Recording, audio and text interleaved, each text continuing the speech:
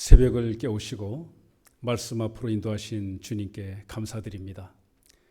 바울에게 있어 1차 전도 여행은 많은 무리가 하나님을 믿는 역사가 일어났지만 그러나 죽을 만큼 힘든 여정이었습니다. 가는 곳마다 유대인들이 따라 나서서 핍박을 하곤 했죠. 그러나 하나님께서는 그 바울의 고난을 헛되게 방치하지 않으셨습니다. 하나님께서는 복음이 뿌려진 곳마다 믿음의 씨앗이 자라도록 하셨습니다. 예수님의 새 생명의 씨앗이 심겨진 곳마다 사람들의 믿음은 자라고 있었습니다. 바울은 복음을 위해서 분명한 원칙을 가지고 사역에 임했는데요. 오늘 저와 여러분은 주님이 세우신 전도자 바울이 복음 사역에 대한 어떤 원칙을 가지고 사역에 임했는지를 오늘 본문을 통해서 함께 나누고 또 깨닫고 돌아보는 그런 시간을 갖고자 합니다. 첫 번째 바울에게 있어서 복음 사역의 원칙은 복음 전도와 함께 다시 돌아보는 양육을 하나로 묶어서 하나의 복음 사역으로 보았다는 것입니다.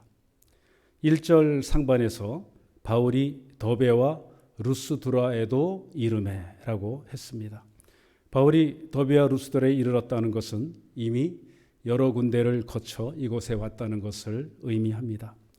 2차 전도 여행은 1차 전도 여행 후 거의 3년 만에 이루어졌는데요. 15장 36절에서 바울은 바나바에게 우리가 주의 말씀을 전한 각 성으로 다시 가서 형제들이 어떠한가 방문하자라고 제안을 했었죠. 이때 바나바도 흔쾌히 응하면서 그런데 마가라고 하는 요한도 데리고 가자 이렇게 했지만 바울은 이전에 중도 포기하고 돌아갔던 그 마가 요한의 그 믿음을 보고 난색을 표하면서 서로 입장만 드러낸 채 심히 다투고 갈라졌었습니다. 우리가 아는 바나바는 사람을 세우는 것이 더 중요했고 바울은 선교가 더 우선이었습니다. 바울은 상당히 개성이 강하죠. 그 개성 강한 바울은 바나바에게서 인내를 배웠을 것입니다. 스펀지처럼 아낌없이 품어주는 성품의 그 바나바는 바울에게서 오직 복음의 열정이 무엇인지를 배웠을 것입니다. 그래서 바나바는 헤어지면서 조카 마가를 데리고 서쪽에 있는 고향 구브로로 갑니다. 바울은 예루살렘 교회에서 단기 선교사로 파송된 유다와 실라 중에서 로마 시민으로 헬라파 사람인 실라를 파트너로 선택하고 함께 2차 전도 여행을 떠나게 되죠. 특별히 그 실라를 택했던 것은 오직 헬라 지역 교회와 형제들을 위한 것이었습니다. 그들에게 맞춤식으로 예루살렘 교회가 아직은 연약한 이반 교회의 어려움과 이슈를 정리하고 야고보에서 결정됐던 편지 내용을 실라가 잘 전해줄 수 있었기 때문입니다. 15장 40절에서 우리는 1차 전도 여행 때 순회했던 도시 대부분을 다시 방문해서 헬레 지역에 있는 교회들을 위한 굳건한 초석을 놓았고 교회들은 견고해졌다는 기록을 우리는 압니다. 이렇게 수리아와 길리기아를 거쳐 이제 바울이 복음을 전하다가 죽다 살아난 땅 더베와 루스드라에 도착하게 된 것이죠. 바울에게 있어 복음 사역이란 전도와 양육이 분리된 것이 아니라 하나된 것임을 2차 전도 여행은 보여주고 있습니다. 예수 그리스도도 새 생명의 씨앗이 심겨졌는데 비바람에 잘 견디고 있는지 그 씨앗으로 인해서 태어난 그 연약한 풀이 혹은 나무가 흔들림 없이 잘 크는지를 자세히 살피는 것은 마치 추수 때를 기대하는 농부의 마음과 같을 것입니다. 수시로 가서 약해져 흔들리고 있다면 부목도 되어줘서 견고하게 설 수 있도록 해줘야 할 것이고 짐승들이 들어와서 함부로 파헤친다면 울타리도 쳐줄 것입니다. 건강하게 자라도록 영양도 공급하고 관리도 수시로 가서 해줘야 할 것입니다. 그래야 그 풀과 나무는 잘 자랄 수 있는 것이고 추수 때 또 열매를 맺고 풍성한 수확을 거둘 수 있는 것이죠. 1차 전도여행으로 심었던 지역들, 더베를 기점으로 다시 가서 살피고 안디옥으로 가서 3년 만에 다시 오던 길 거슬러 그 험한 먼 길 다시 갑니다. 순회하며 찾았던 교회와 반가운 형제들, 우리는 사도 바울이 하나님의 마음을 헤아리고 농부의 마음, 목자의 마음을 품고 사역하고 있음을 보면서 주대심의 복음의 사역이 무엇인지를 배우게 되는 것입니다. 아울리치 몇 번 다녀온 횟수가 중요한 것이 아니라 지속적으로 관계를 맺는 일이 우리에게 중요했을 것입니다. 동반자를 몇 명 가르친 그 횟수가 중요한 것이 아니라 하나님께서 품으시고 귀하게 쓰시는 그 한 사람을 위해 우리는 바울처럼 수백 미터를 걸어서 산맥을 넘지 못하더라도 나에게 맡겨진 그 한 사람 끝까지 책임지는 복음 사역으로 나아가는 저와 여러분이 되시길 소망합니다. 한편으로는 바울에게 있어서 바나바는 참으로 의지가 되는 대단한 존재였습니다.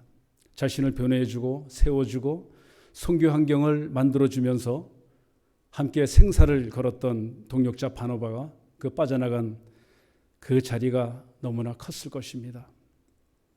헤어짐의 그 빈자리는 서로에게 아픔이었겠지만 오직 복음을 위해서 바울은 실라와 함께 더베와 루스드라에 도착했고 그곳에서 바나바의 빈자리를 메워줄 파트너를 만나게 됩니다.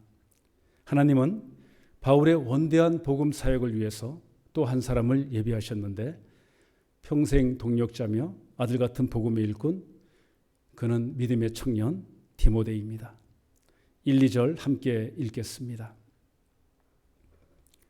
바울이 더베와 루스드라에도 이르매 거기 디모데라 하는 제자가 있으니 그 어머니는 믿는 유대 여자요 아버지는 헬라인이라. 디모데는 루스드라와 이고니온에 있는 형제들에게 칭찬받는 자니. 디모데라 하는 제자가 있었다고 했습니다. 그런데 그 부모님은 유대인과 또 헬라인으로 이렇게 특별하게 결혼한 사이였습니다. 그리고 루스드라와 이고니온에 있는 형제들에게 칭찬을 받는 디모데를 보고 있습니다. 그 바울에 있어서 이 복음 전도의 두 번째 원칙은요, 바울은 복음을 전하기에 앞서 함께 전할 자, 메신저를 마음에 두고 신중히 선택하였다는 것입니다. 특별히 신앙과 인격이 일치된 사람, 그 지역에서 이구동성으로 칭찬하는 사람을 바울은 택하고 있습니다. 우리는 초대교회 때 초대교회가 많은 무리가 하나님을 믿게 된 것은 성령을 받고 변화된 교회 온 성도가 이웃 본 교회 내에서뿐만이 아니라 삶에서도 이웃들에게 칭찬을 받았기 때문에 그들의 믿음을 보고 더 많은 무리가 믿었던 것을 우리는 압니다. 그 본문 1, 2절에서 이 바울도 루스드라에서 디모데를 만나면서 디모데가 루스드라뿐만이 아니라 다른 지역인 이고니온에 거주하는 형제들에게까지 칭찬을 받았다고 전하고 있습니다. 좋은 믿음의 사람은 하나님께만 아니라 사람들에게도 칭찬을 받습니다. 복음의 일꾼은 마땅히 사람들에게도 인정받는 사람이어야 합니다. 1차 전도여행 때 회심했던 디모데는 이번에 가봤을 때 그 지역에서 독보적인 존재가 되어 있었습니다. 유대인 어머니 밑에서 바울의 복음을 듣고 더 깊은 믿음의 바다로 디모데는 나아갔던 것이죠. 믿음과 삶이 특별한 청년임에 틀림없습니다. 바울은 그 디모데의 착함과 신실함과 그 믿음의 깊이를 알고 자신의 전도 여행에 동참시킵니다. 그런 디모데는 바울의 부름에 주저없이 순종으로 답합니다. 그런데 디모데가 당시 젊은 나이였다는 것을 감안할 때 이 증거는 디모데후서 3장 15절에서 전하는 것처럼 그의 깊은 성경 지식과 복음에 대한 분명한 이해가 큰 부분을 차지했다라고 봅니다. 더베에 도착했을 때도 마찬가지였습니다. 그래서 루스드라에 도착했을 때 바울은 그를 동역자로 삼은 것입니다. 전도 여행은 고난의 연속이었지만 하나님은 바울의 복음 사역을 위해 한 사람을 준비하신 것입니다. 디모데의 그 좋은 신앙과 인격은 하루아침에 이루어진 것이 아니었을 겁니다. 거슬러 올라가면 그의 어머니 유니게와 또 애할머니 로이스에게서 온 것이죠. 비록 아버지는 헬라인이었지만 디모데의 어머니와 외할머니는 유대인으로 매우 신실한 하나님의 사람들이었습니다. 바울은 이 디모데의 믿음이 외할머니와 어머니를 통해 전수되었다라고 디모데후서 1장 5절에서 말한 바 있습니다. 디모데는 이렇게 성경을 통해 하나님의 사람으로 온순해졌고 순종의 믿음을 갖게 된 것입니다. 우리가 문제 부모는 있어도 문제 자녀는 없다라는 말이 있습니다. 그만큼 자녀의 신앙과 인격은 부모에게서 만들어진다라는 뜻이죠. 사랑과 믿음의 가정 속에서 인격적으로 또 신앙적으로 잘 자란 자녀가 좋은 믿음의 그리스도인이 됩니다. 그래서 그리스도인들은 좋은 믿음의 가정을 만들어야 합니다. 또한 바울은 복음을 위하여 전하는 자, 즉 메신저가 중요함을 알았습니다. 복음은 변함없는 능력이지만 전하는 자의 삶과 믿음이 올바르지 못할 때 복음 전도는 탄력을 받지 못할 것입니다. 마치 오늘날 잘 나가는 회사가 있고 그 회사에 좋은 제품을 광고를 할 때 보통 인지도 높고 신뢰할 만한 유명한 연예인을 내세워 광고를 하곤 하죠. 그래서 판매량이 급증합니다. 그런데 어느 날 그 광고 모델이 그 불미스러운 행실이 드러나면서 어떻게 됩니까? 광고는 삭제되고 제품에 대한 그 이미지마저 타격을 받아서 회사도 재정적으로 손실을 입는 그런 사례를 우리는 종종 뉴스를 통해서 봅니다. 제품은 변함없이 좋습니다. 그런데 제품을 전하는 메신저에게 문제가 생기면 직격탄을 맞게 되는 것이죠. 대중은 제품과 전하는 메신저를 동일하게 바라보고 있는 것입니다. 마찬가지로 복음은 변함없이 능력인데 전하는 메신저가 문제 있으면 오히려 복음이 홀대받게 되는 현실, 그 현실을 요즘 한국교회가 직면한 현실이 아닌가 생각이 됩니다. 우리는 외부로부터 야기되는 사탄의 공격에 대해서 잘 대비해야 된다고 늘 다짐하며 이야기하곤 합니다. 그렇지만 먼저 교회 내부로부터 그리고 내 자신부터 말씀과 삶이 일치되는 그 실제적인 변화가 가정과 이웃과 직장에서는 없다는 것입니다. 자녀들이 또 나와 함께하는 이웃 사람들과 직장 동료들이 하나님을 믿음으로 달라진 나의 모습을 보고 칭찬을 아끼지 않도록 디모데가 받는 그 칭찬 자주 들을 수 있도록 저와 여러분 작은 일부터 함께 노력합시다. 세 번째로 바울은 진리 문제가 아니라면 복음을 위해 유연하게 대처했습니다. 3절 함께 읽겠습니다. 바울이 그를 데리고 떠나고자 할새 그 지역에 있는 유대인으로 말미암아 그를 데려다가 할례를 행하니 이는 그 사람들이 그의 아버지는 헬라인인 줄 다 알미러라. 바울은 동역자 디모데가 전도에 거침이 없도록 할례를 행했습니다. 디모데의 할례는 그런데 구원과는 전혀 관계가 없는 일이었습니다. 왜냐하면 예루살렘 공회가 결정된 이신 칭의로 말미암아 구원받기 위해 더 이상 할례는 필요가 없게 된 것이기 때문입니다.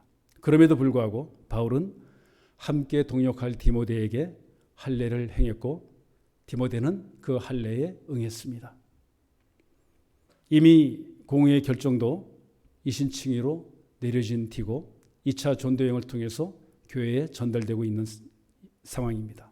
그럼에도 바울은 유대인들에게 단순히 복음 전파를 수월하게 하기 위해서 할례를 행합니다. 바울은 복음 사역자로 유대인들에게도 아무런 저항이 없도록 또 유대인 회당에 들어가는 일에 꺼리낌이 되지 않도록 하기 위해서 디모데에게 할례를 행했습니다. 바울은 늘 하던 대로 회당이 없었던 르스드라나 또 빌립보를 제외하고 항상 유대인 회당을 먼저 방문하여 복음을 전하곤 했습니다. 그런데 그들이 배척이 있을 때 비로소 이방인들에게 향했죠. 누가는 이것을 바울의 관례적인 습관이었다라고 앞으로 보게 될 사도행전 17장 2절에서 밝히고 있습니다. 디모데가 할례를 받지 않았다면 그가 유대인들을 대상으로 하는 선교 사역에서 계속해서 할례 문제로 제기가 되고 또 배척당할 것이었을 겁니다. 왜 그러냐면 1절에 보면 디모데는 유대인 어머니와 헬라인 아버지 사이에서 태어난 혼혈 출생입니다. 혼혈 출신인데 유대적인 견해로 보면 헬라인과 유대인은 혼인이 허용되지 않는 것입니다. 이런 결혼이 흔하지 않는 드문 일이었기 때문에 그 지방 유대인들은 익히 소문으로 다 알고 있었죠. 그런데 이러한 혼인으로 출생하는 아이들은 반쪽 유대인이지만 모세 율법 앞에서 유대인으로 여겨졌고 할례를 받아야만 했다는 것입니다. 그런데 바울이 유대인들을 불필요하게 자극하지 않기 위해서 디모데에게 할례를 뒤늦게나마 행한 것입니다. 그리고 그의 그 선교 사역을 위험에 빠뜨리지 않기 위해서 디모데에게 할례를 행한 것이죠. 이러한 문제에 대한 그 분명한 바울의 행동 원칙이 고린도전서 9장 20절에도 담겨 있는데요. 함께 보실까요? 고린도전서 9장 20절입니다. 고린도전서 9장 20절 읽겠습니다.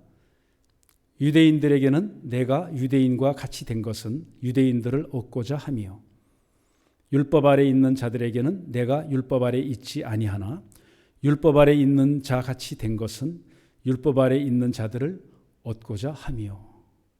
갈라디아 6장 15절에도 나옵니다.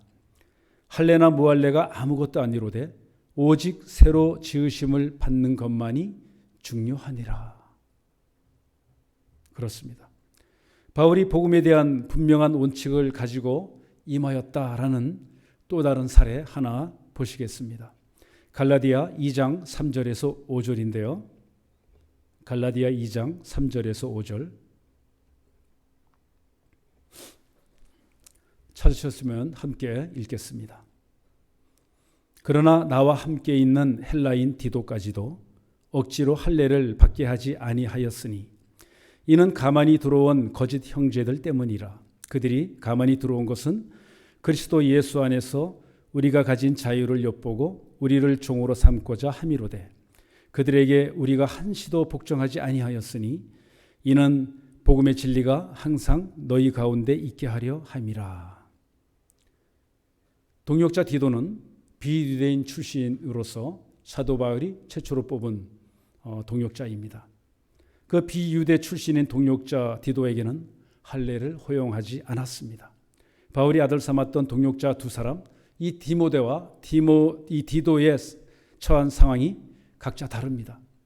바울은 그 디모데에게 할례를 행한 목적은 말씀드린 대로 구원이 아닌 복음 전파를 위한 것이었습니다. 하지만 바울이 그리스도 안에서 구원받은 헬라인 디도를 예루살렘에 데려갔을 때 유대 그리스도인들이 할례를 강력히 요구했었습니다. 그럼에도 불구하고 진리 안에서 그는 결코 할례를 허용하지 않았던 것입니다.